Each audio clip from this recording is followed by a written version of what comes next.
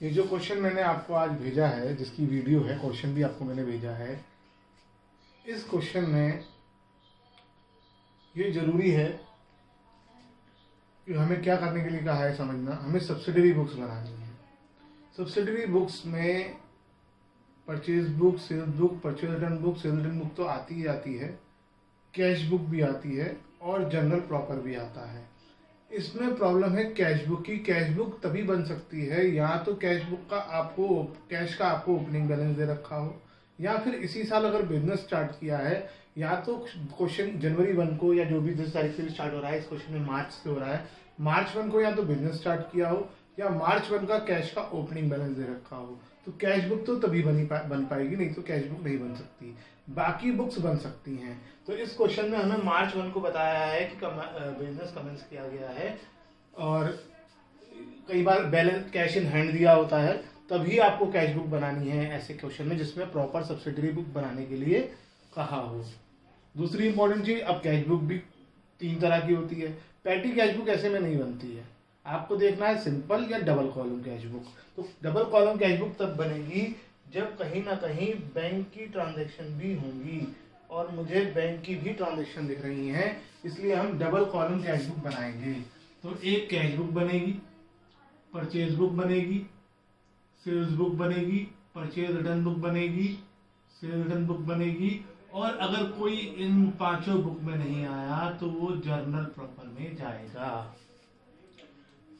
Next, अब आपका काम क्या है, पहली ट्रांजैक्शन से हम डिसाइड करेंगे कि कौन सी चीज कौन सी बुक में जाएगी। पहली ट्रांजैक्शन जो है वो क्वेश्चन की पहली स्टेटमेंट है, ट्रांजैक्शन से भी पहले, कि Shri Kailash Chand commence business with cash. तो इसमें ये कैश बुक में जाएगा, मार्च 1। खाली डेट डाल दो, मंथ तो ये तो हमारा रफ वर्क है। फिर बताया हुआ है दोबारा नीचे कि मार्च 1 को बॉट गुड्स फॉर कैश, क्योंकि कैश में खरीदे हैं, तो ये कैश बुक में जाएगा मार्च 1। पेड कैश फॉर टाइपराइटर, मार्च 2 भी कैश बुक में जाएगा। डिपॉजिटेड इनटू बैंक, ये भी कैश बुक में जाएगा। Sold to Shri Ramesh Chandra goods, तो ये गुड्स बेचे हैं क्रेडिट में, इसलिए क्रेडिट में बेचे हैं, इसलिए सेल्स बुक में जाएगा। रिसीव फ्रॉम रमेश चंद, क्या रिसीव हुआ होगा, कैश रिसीव हुआ होगा, इसलिए कैश बुक में चला जाएगा। Discount allowed, sorry, receive from Jagdish Chand cash, तो ये भी कैश बुक में चला जाएगा। इसमें डिस्काउंट भी है, डिस्काउंट किसी बुक में नहीं जाता है, इसलिए वो जनरल प्रॉपर में जाएगा। उसके बाद सोल्ड टू नारायण, फिर गुड्स सोल्ड करे हैं, तो सेल्स बुक में चला जाएगा। बॉट ऑफ श्यामलाल गुड्स, खरीदे हैं मार्च 18 में, तो परचेज बुक में चला जाएगा, क्रेडिट में है ये। बैंक से कैश निकाला है ऑफिस यूज के लिए, तो ये सेल्स बुक में कैश बुक में चला जाएगा। Paid to Shyamlal in full settlement, तो ये पेमेंट हुई है, लेकिन फुल सेटलमेंट का डिस्काउंट भी होगा, तो डिस्काउंट जनरल प्रॉपर में आएगा। Purchase from Atar Chand goods, तो ये क्रेडिट परचेज ऑफ गुड्स हुई, तो ये परचेज बुक में चला जाएगा। और कैश सेल्स कैश बुक में, पेड सैलरी कैश बुक में, पेड रेंट कैश बुक में, paid into bank cash book में, due cash for private expenses cash book में। तो देखा जाए तो हमें 4 बुक बनानी है। Purchase return, sales return book हमें नहीं बनानी है, क्योंकि उसकी कोई ट्रांजैक्शन ही नहीं हुई है, तो हम बनाएंगे भी नहीं। हमारी रियल लाइफ में तो सारी बुक्स बनती ही बनती हैं। तो हम स्टार्ट करते हैं कैश बुक से। जैसे कैश बुक बनाते आए थे पहले, बिल्कुल वैसे ही बनाएंगे, कुछ नया नहीं है। ऊपर लिख दोगे in the books of Kailash Chand,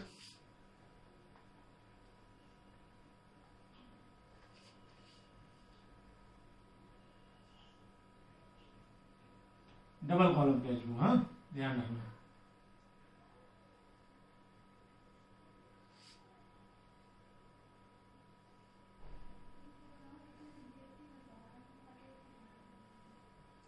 date, receipts, LF, cash, bank. Date, payments, LF, cash, bank, credit, debit. 2013 है क्वेश्चन में, दोनों तरफ डालो 2013। सबसे पहली March 1 बिजनेस स्टार्ट किया था, बिजनेस में कैश आएगा, ये चीज आप कर चुके हो। तो डेबिट साइड में रिसीव होगा टू कैपिटल अकाउंट। कितना रिसीव होगा? 25,000। और कुछ नहीं लिखा है इसलिए अमाउंट कैश में। March 1 यहां से देखते जाओ। March 1 अब हमने गुड्स परचेज करे हैं कैश में, तो बाय परचेज अकाउंट कैश में करे हैं इसलिए अमाउंट कैश में आ जाएगी 4750। ये आपके लिए नया नहीं है। फिर March 2 paid for typewriter. March 2 को हमने टाइपराइटर खरीदा है, by typewriter account 1700। Deposited into bank, contra entry हो गई इसलिए दोनों तरफ डेट डलेगी। क्या एंट्री होती है? By bank account to cash account. यहां सी कई बच्चे लिखना भूल जाते हैं। टू कैश लिखा है इसलिए अमाउंट बैंक में आ जाएगी, और बाय बैंक लिखा है इसलिए अमाउंट कैश में आ जाएगी। उसके बाद March 10 receive from Ramesh Chand. March 10 to Ramesh Chand, नाम के आगे अकाउंट नहीं लिखेंगे, 11,000। March 14 receive from Jagdish Narayan to Jagdish Narayan, 2,200 जितना रिसीव हुआ है। उसके बाद March 20 drew from bank for cash office, drew from bank cash for office. तो ये कॉन्ट्रा एंट्री हो गई, दोनों तरफ आएगी। By cash account to bank account. अब टू बैंक यहां पे सी लिखेंगे। March 20 की अमाउंट है 7,000। टू बैंक लिखा है अमाउंट कैश में आएगा, बाय कैश लिखा है अमाउंट बैंक में आएगी। उसके बाद March 21 पेड टू श्यामलाल, पे किया है, बाय श्यामलाल। कितना पे कराया है? 17,500। डिस्काउंट भी है लेकिन वो डिस्काउंट हम जब जनरल करेंगे तब डिस्कस करेंगे।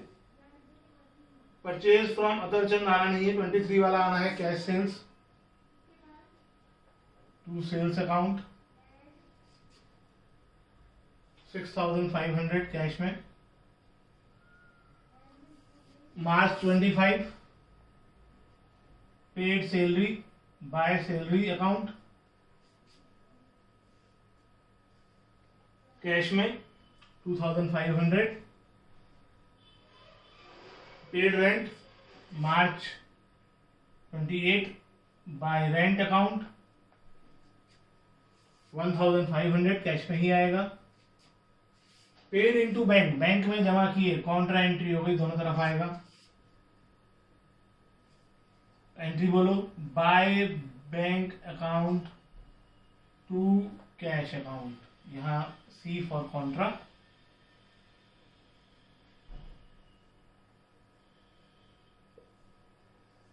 अमाउंट 8,000 है, टू कैश लिखा है अमाउंट बैंक में चली जाएगी, बाय बैंक लिखा है अमाउंट कैश में आ जाएगी।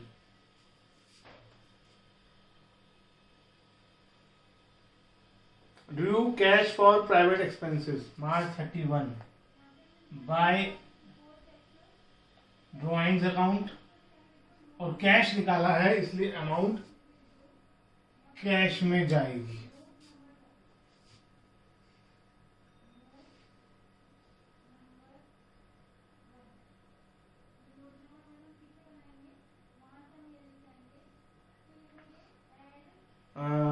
मैंने ये दो अमाउंट गलत लिख दी हैं, 11,000 और 2,200। ये दोनों कैश में आएंगी, पता नहीं क्यों बैंक में चली गई मेरे हाथों से। ठीक है, अब आप बैलेंस करेंगे। कैश का बैलेंस तो जैसा कि आपको बता रखा है कि मंथ के एंड में बाय में ही आता है, लेकिन बैंक का बैलेंस आपको देखना पड़ेगा, बैंक का भी बाद में आएगा। तो दोनों का बैलेंस आप कैलकुलेट कर लेंगे। ठीक है, ये सही कर लेना, इन दोनों की अमाउंट कैश में आएगी। अभी पूरा नहीं हुआ है, मेरे पास जगह कम है, आप इसी के नीचे शुरू करेंगे। इसी के नीचे अब हम परचेज बुक बना लेते हैं। अब इसमें कहीं जीएसटी तो है नहीं, तो जीएसटी वाला फॉर्मेट नहीं बनाएंगे। जितना फॉर्मेट है आप चाहो तो पूरा फॉर्मेट बना सकते हो, आपको कोई रोकेगा नहीं। Date, name of supplier, voucher number LF, details, amount, year 2013, date है पहले 18th वाली, तो 18th वाली डेट को बॉट श्यामलाल गुड्स, तो डेट डालो मार्च 18, श्यामलाल। क्या खरीदा है श्यामलाल ने? जो गुड्स व्हीट खरीदी है और राइस खरीदे हैं। व्हीट सीधा बता रखा है 16,000 की है, राइस 2,000 के हैं, और कुछ नहीं बताया हुआ है, इसलिए प्लस करके अमाउंट बाहर आ जाएगी 18,000। कोई डिस्काउंट नहीं है, ट्रेड डिस्काउंट। फिर मार्च 22 को ये बता रखा है कि परचेज फ्रॉम अतरचंद, लेकिन डिटेल नहीं दी हुई, क्या क्या खरीदा क्या नहीं खरीदा, और कोई ट्रेड डिस्काउंट नहीं। अगर डिटेल नहीं दी हो अलग अलग ऐसे सामान क्या खरीदा है, बस ये बताया है गुड्स खरीदा है, ऐसे में अमाउंट सीधा अमाउंट के कॉलम में लिख देंगे। अगर ट्रेड डिस्काउंट होगा तो अमाउंट अंदर लिखेंगे, लेस ट्रेड डिस्काउंट, और फिर हम अमाउंट माइनस करके बाहर कर देंगे। अगर ट्रेड डिस्काउंट भी नहीं है तो सीधा अमाउंट के कॉलम में आ जाएगा। यहाँ पर अब आपकी इच्छा है, कई जगह मैंने देखा है कि यहाँ गुड्स लिख देते हैं और फिर अमाउंट लिखते हैं, लेकिन ये मुझे समझ नहीं आता क्यों, क्योंकि गुड्स के अलावा अगर कुछ और परचेज किया होता तो परचेज बुक में लिखते ही क्यों? तो ये तो कॉमन सेंस है कि अतरचंद से 5,000 के गुड्स खरीदे होंगे, तो यहाँ गुड्स वर्ड लिखना बेवकूफ़ी है। जैसे यहाँ परचेज लिखना बेवकूफ़ी है, क्योंकि परचेज बुक बना रहे हो तो परचेज यहाँ पे परचेज ही किया होगा तभी इसका नाम आया है। ऐसे ही गुड्स भी लिखना बेवकूफ़ी है। हाँ, क्या खरीदा है ये पता हो तो बात अलग है। और कोई ट्रांजेक्शन नहीं है परचेज बुक की, टोटल लगाओ, यह आएगा 23,000। यहाँ मंथ की लास्ट डेट डालो मार्च 31, यहाँ लिखो परचेज अकाउंट, और परचेज अकाउंट हमेशा होता है डेबिट। सेल्स बुक आप खुद बनाएंगे बिल्कुल ऐसे ही जैसे मैंने समझाया, 2 ट्रांजेक्शन है। सेल्स बुक मैं नहीं बना रहा हूँ। अब हम जर्नल प्रॉपर बना रहे हैं। जर्नल प्रॉपर हम पहली बार करने जा रहे हैं। जर्नल प्रॉपर कुछ अनोखा नहीं है, वो एक तरह का जर्नल ही है।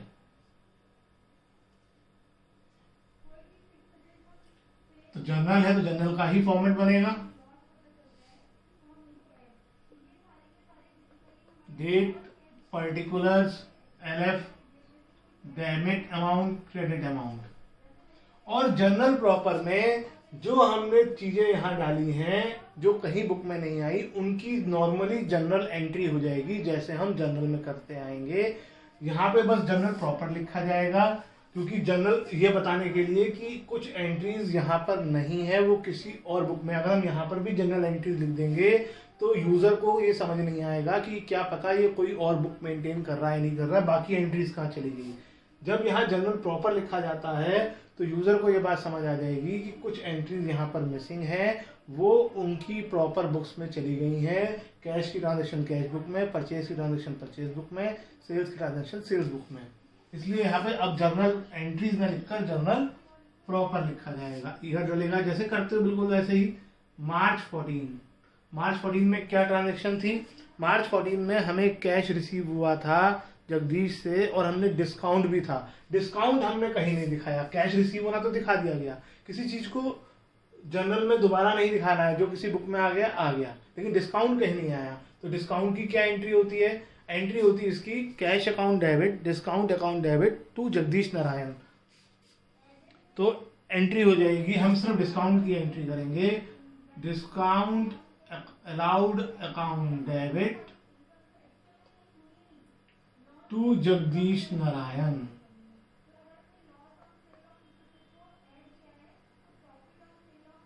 और कितना डिस्काउंट दे रखा है? 300 rupees. Being discount allowed to discount Jagdish Narayan, मैंने लिख रहा हूँ being discount allowed to Jagdish Narayan. फिर जनरल प्रॉपर में और क्या एंट्री आ जाएगी? मार्च 21 वाली में। मार्च 21 वाली में क्या था कि हमने श्यामलाल को फुल सेटलमेंट में पे किया था, इसका मतलब डिस्काउंट जरूर होगा।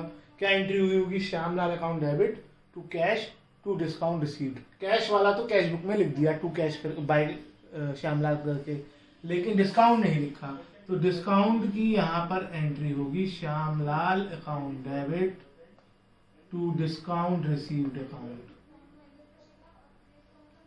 अब डिस्काउंट रिसीव्ड की अमाउंट हमें खुद निकालनी पड़ेगी।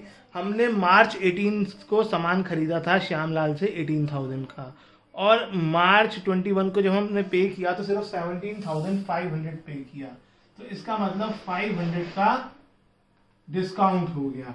Being discount received from Shyamlal, question खत्म। पर सेल्स बुक आपको खुद बनानी है। तो और क्या क्या चीजें जनरल प्रॉपर में आ सकती हैं जो इनमें से किसी बुक में नहीं आएंगी? जैसे rent due but not paid, तो एंट्री होगी rent account debit to outstanding rent account. Interest on capital, तो एंट्री होगी interest on capital to capital account. Depreciation on machinery, तो एंट्री होगी depreciation account debit to machinery, क्योंकि ये इनमें से किसी भी बुक में नहीं फिट हो रहा। परचेज मशीनरी ऑन क्रेडिट, तो परचेज मशीनरी अकाउंट डेबिट, क्योंकि ये मशीनरी खरीदी है इसलिए ये परचेज बुक में नहीं जा सकता। Machinery account debit to creditor, जिससे खरीदी है उसका नाम आ जाएगा, नाम नहीं दे रखा होगा तो क्रेडिटर लिख देंगे। तो इस तरह से वो एंट्रीज जो इनमें से कहीं फिट नहीं हो पा रही हैं वो जनरल प्रॉपर में जाती हैं। अगर कोई शॉपकीपर सेल्स बुक नहीं बनाएगा तो जिस जोन सी बुक नहीं बनाएगा उसकी ट्रांजैक्शन भी जनरल प्रॉपर में चली जाती हैं। हर जगह सारी बुक्स नहीं बनती हैं, जिसमें बहुत ज़्यादा ट्रांजैक्शन होती हैं सिर्फ उसकी बुक्स बनाई जाती हैं। जैसे हमारे केवी में सेल्स और परचेज नहीं होता क्योंकि हम से गुड्स में डील नहीं करते, तो हमारे यहाँ सिर्फ कैश बुक बनती है, ना सेल्स बुक, ना परचेज बुक, ना सेल्स रिटर्न, ना परचेज रिटर्न। तो अब इस क्वेश्चन को आप कंप्लीट कर लोगे सेल्स बुक का और पूरी करके और कैश बुक का बैलेंस निकाल के।